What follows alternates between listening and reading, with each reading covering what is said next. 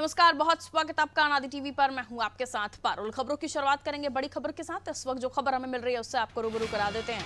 आपको बता दें, खबर दिल्ली से, जहां मुख्तार अब्बास नकवी का इस्तीफा। मुख्तार अब्बास नकवी ने इस्तीफा दे दिया है। मोदी कैबिनेट से नकवी ने इस्तीफा दिया है। अल्पसंख्यक विभाग संभाल रहे थे नकवी, अब उन्होंने इस्तीफा दे दिया है। मुख्तार अब्बास नकवी का इस्तीफा। मोदी कैबिनेट में नकवी अल्पसंख्यक विभाग संभाल रहे थे।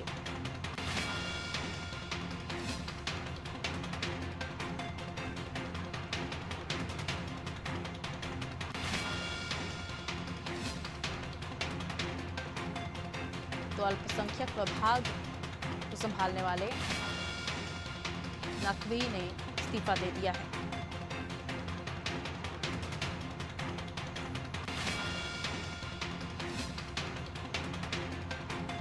मोदी कैबिनेट से नकवी ने इस्तीफा दे दिया है। आपको बता दें, अल्पसंख्यक विभाग नकवी संभाल रहे थे।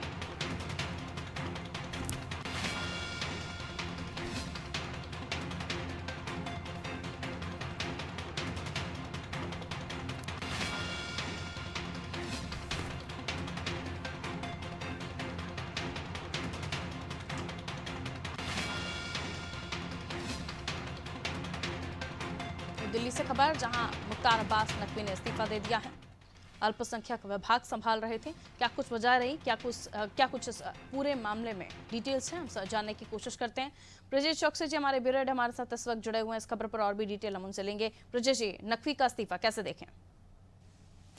पारुल, मुख्तार अब्बास नकवी और आरसीपी सिंह, दो मंत्रियों ने मोदी मंत्रिमंडल से इस्तीफा दिया है।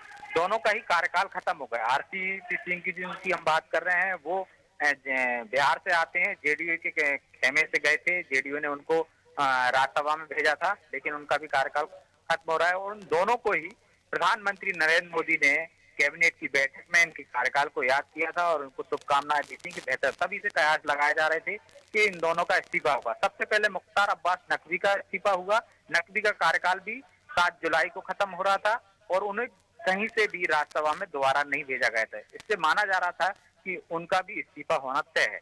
लेकिन एक और अटकल लगाई जा रही है कि मुख्तार अब्बास नकवी के इस्तीफे के बाद ये भी कयास लगाए जा रहे हैं कि उपराष्ट्रपति के चुनाव भी होना है, 19 को नामांकन होना है, तो वो इस दौड़ में भी उनकी गिनती हो रही है। लेकिन जिस तरह से चौंकाने वाले निर्णय लेती है, राष्ट्रपति के मामले में जो उम्मीदवार उन्होंने उतारा है बीजेपी ने, द्रौपदी मुर्मू को, उसी तरह चौंकाने वाले निर्णय यहाँ भी देखने की संभावना। तो एक संभावना ये भी जताई जा रही है कि अल्पसंख्यक संपर्क से आते हैं, अल्पसंख्यक मामले के मंत्रालय को देख रहे थे मुख्तार अब्बास नकवी, तो उनको भी कहीं ना कहीं उपराष्ट्रपति बनाया जा सकता है, उनको उम्मीदवार बनाया जा सकता है, जिससे एक मैसेज देने की कोशिश कर सकती है बीजेपी कि उसको अल्पसंख्यकों की चिंता है, वो तमाम ऊंचे पदों पर पहुंचा सकती है उनको। और जिस तरह से एपीजे अब्दुल कलाम को भी जब अटल जी प्रधानमंत्री थे उनको राष्ट्रपति के लिए चयनित किया गया था, तो ये दाव भी बीजेपी खेल सकती है। हालांकि इस बात की संभावना इसलिए हो रही है क्योंकि उनका हाल ही में इस्तीफा हुआ है और जिस तरह से प्रधानमंत्री ने उनकी तारीफ की है,